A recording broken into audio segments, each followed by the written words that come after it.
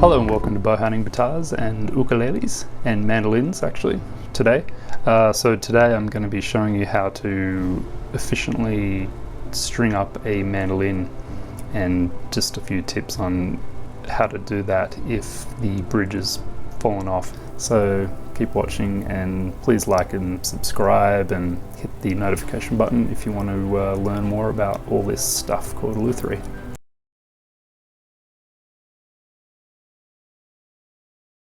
This is just going to be a quick tutorial in how to string up a mandolin. So normally you would do just one or two strings at a time and you wouldn't have to remove this, but I had to replace this. So if you've got this cover plate, just remove this, and then it doesn't really matter which side you start with, but I'll start with the treble side. And these are loop strings, or loop end strings, which means I have a loop on the end, and I'm going to be putting on the very treble side and then the very bass side string, and then I can orientate this bridge according to where these strings lie, and that will just give me the left and right latitude. So each of these little lugs corresponds to one of the strings. This is the first two strings, second two strings, third course and fourth course. So this one will be going on that because it's the furthest treble string. And then we're just going to pull this tight. So just pull the string tight over the first notch and continue on to the other end. Okay, so we'll put this string in the corresponding nut slot and then take it to the first tuner post. You want to go around 3 times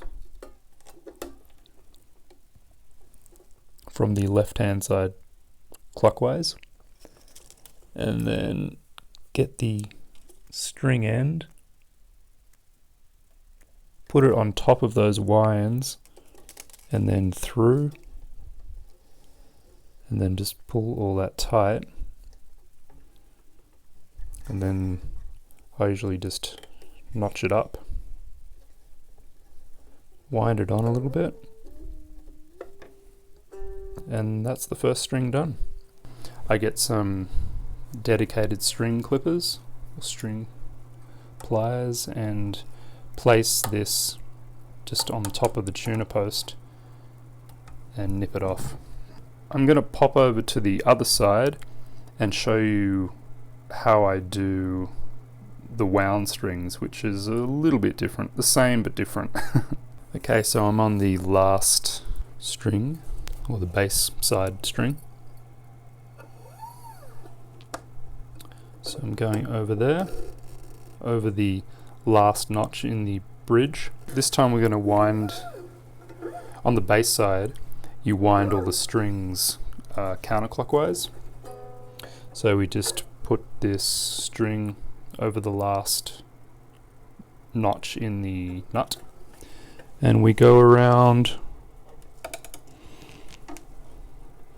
once, and once is enough. So once is enough because these are wound strings and the winding keeps the string from slipping.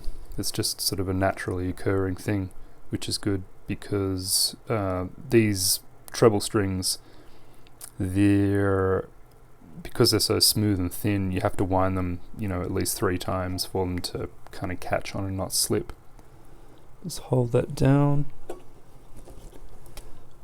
And we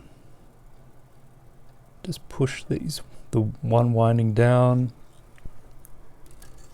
push the string through the tuner post hole above those windings and pull it tight, and just keep your finger on here just so it doesn't all pop off.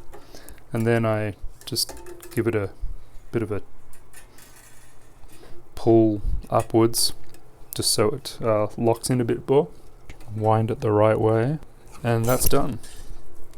I'll clip this off so it doesn't stab me. You just do that 5 more times and you have a strung up mandolin. Okay, so now I have the 2 outside strings on. There's actually 3 here, but that doesn't matter.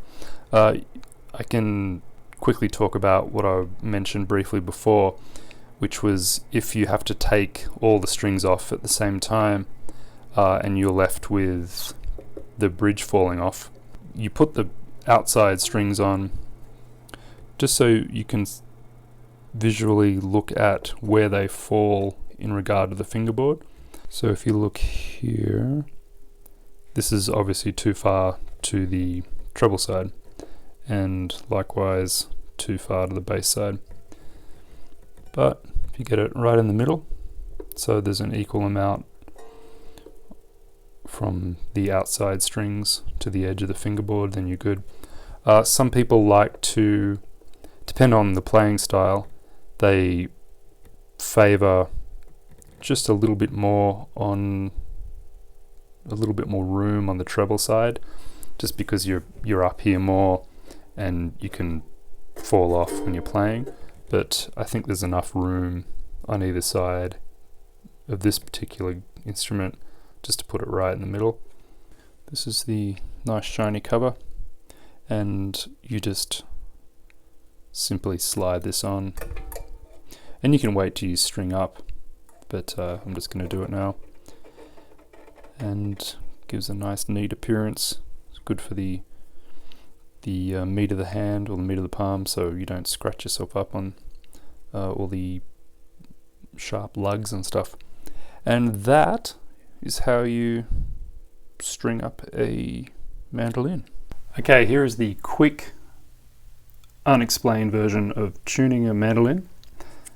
The thickest string, the 4th string, is a G.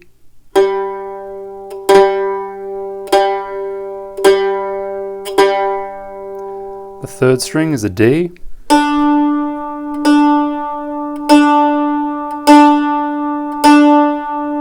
Second string is an A.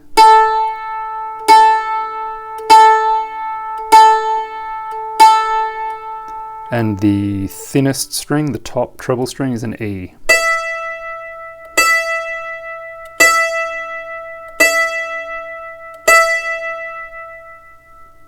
So now I'm going to go into more detail about tuning, and then I'll get into intonation. I'll talk about this app that I'm using, the hertz, and just all the things that you should know if you have a mandolin and want to learn how to tune it properly. So thank you for watching. I hope you learnt how to string up a mandolin efficiently and quickly. Pre-winding before you put the string through is a really efficient way to string anything up, a mandolin or a ukulele or a steel string guitar. The next video I'll be tuning this mandolin up, and stay tuned for that. Thank you.